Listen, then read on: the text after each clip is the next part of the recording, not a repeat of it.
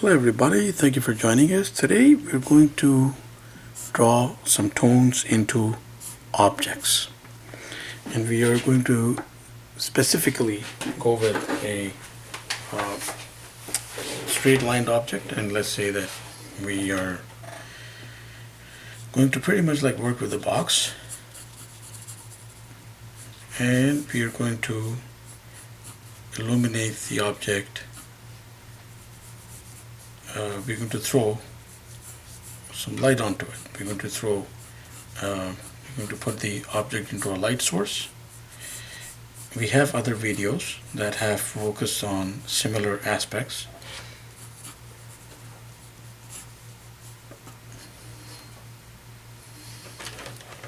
But we are going through some additional work in terms of putting in the tones and just letting the object become two-dimensional. So the light source in this case is coming head on like this, so it's hitting most of this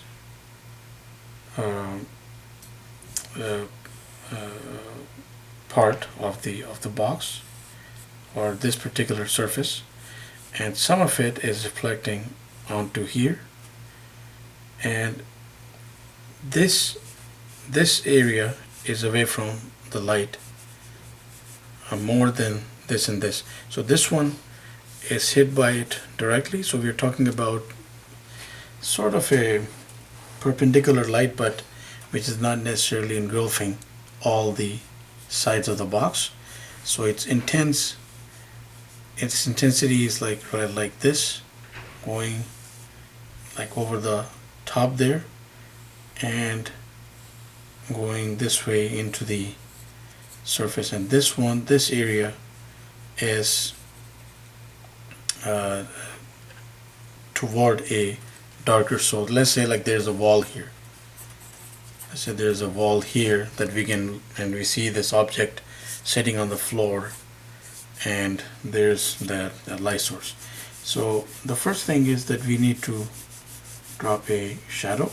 Again, on shadows we have worked on various aspects as well, so please do feel free to check out those videos.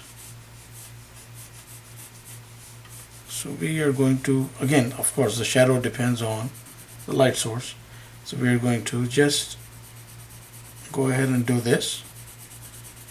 And let's all remember that this is a quick sketch, and such basic things are really good to revisit as well, because after all, that is what keeps us anchored to our core skills. This area here is, of course, as we mentioned, let's say deprived of light more than the other two visible surfaces of the box or the cube. It can be anything, and of course you could Google images online and you will find many references with similar tones and shading. So we have to try our best to separate the tones of the darker surface from any shadows, so that they are both distinct enough to distinguish between the surface and the two different tones. And then we are going ever slightly with a crosshatch, first like that way and then this way. Usually the crosshatch, and we have said this in different videos, is always good to follow in the direction of the surface. So it could be like this way or it could be that way, but if we are just trying to like blend it it can go both ways up to a certain extent. And there we have a one object with these tones. And so what we can do is let's put down an additional shape, let's say right here. So we are going to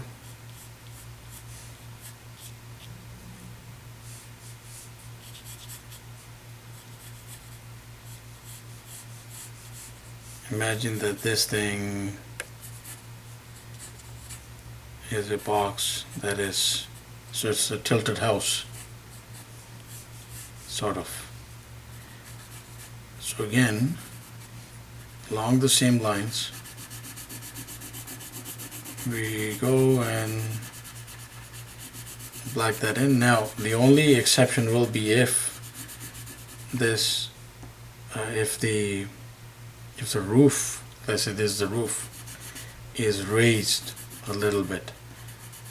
Of course we cannot do that effectively at the moment, so let me just go and do one side here, and you know that distinguishes the surface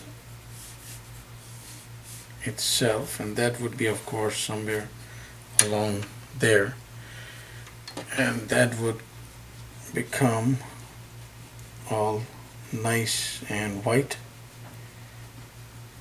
due to the light source.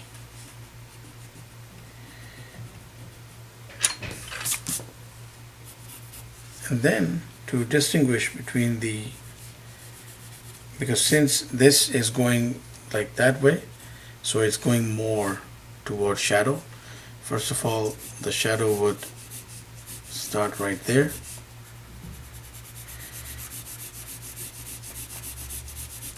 Go backward, and then we would have, in spite of the light source coming in straight, but because of this beveled surface now that is going downward, we would definitely have some sort of tone going, which would of course vary according to the inconsistencies in the surface, but most likely toward the bottom it's going to accumulate more of the shadow, most likely. And then, I mean, of course, if the bevel surface, like there's a more prominent like ridge, it might also accumulate a bit more of the shadow. So something along that line. And this necessarily can be as intense as this, but if they are a little different in intensity, it's even better. For instance, we can just like reinforce the pencil in one or two areas, and make sure that we have a different tint, a different tone there. So there we have it, a quick run with an object and some shadows and tones. So please do check out our other videos on these on this topic, and we do put out content pretty much every day, so please do subscribe, keep in touch. Thank you for watching, and have yourself a wonderful day.